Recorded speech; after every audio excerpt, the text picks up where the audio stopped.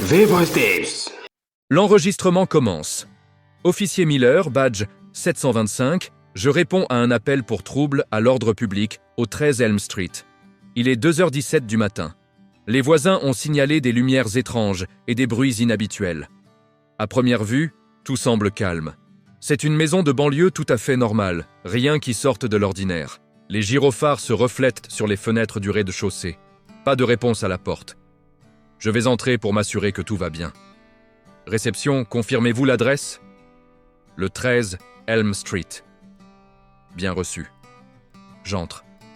Bon, je suis à l'intérieur. C'est impeccable, trop propre même. Pas une seule trace de poussière, et il n'y a pas de fenêtre. C'est bizarre. Les murs sont nus. Je traverse ce qui semble être le salon principal. La disposition est étrange. Il y a une autre porte au fond, je vais voir où elle mène. Attendez une seconde. C'est le même salon! Exactement le même. Même canapé, même table basse. C'est impossible, je viens de passer cette porte, je vais essayer encore une fois, il doit y avoir une explication logique. Ok, ça n'a aucun sens. J'ai traversé 3 salons identiques. Je suis piégé dans une sorte de boucle. C'est quoi cet endroit? Le décor vient de changer. Je suis dans un couloir sans fin. Le papier peint est jaune, délavé, et il y a cette odeur de moisi, comme un sous-sol humide. La moquette est détrempée sous mes pieds. C'est un véritable labyrinthe. Les couloirs se croisent, tournent à angle droit, mais mènent tous au même type de pièces.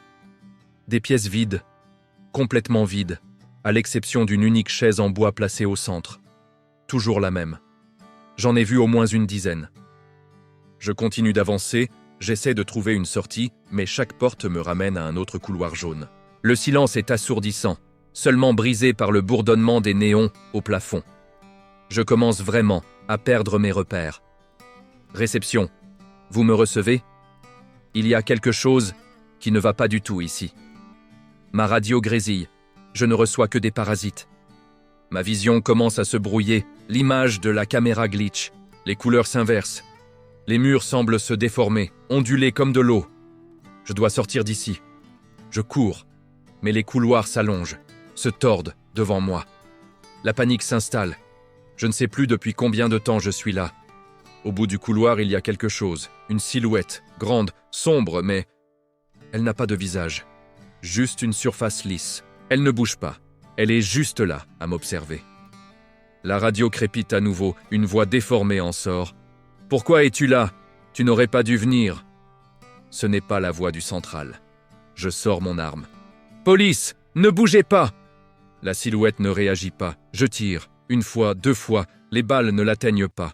Elles sont comme absorbées par le mur derrière elle, sans laisser le moindre impact. C'est impossible, c'est un cauchemar. La silhouette avance vers moi, lentement. Je recule, je tire encore et encore. Mais rien. Les murs se resserrent, le couloir rétrécit. Je suis piégé, elle est presque sur moi, je ne peux plus reculer. Je la vois, elle tend la main. La caméra tombe, elle continue de filmer.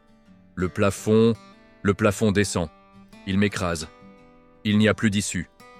Tout devient noir. Non. Le 14 octobre 1995, l'officier David Miller a disparu alors qu'il répondait à un appel de routine. Sa voiture de patrouille a été retrouvée abandonnée, moteur tournant, devant une maison vide.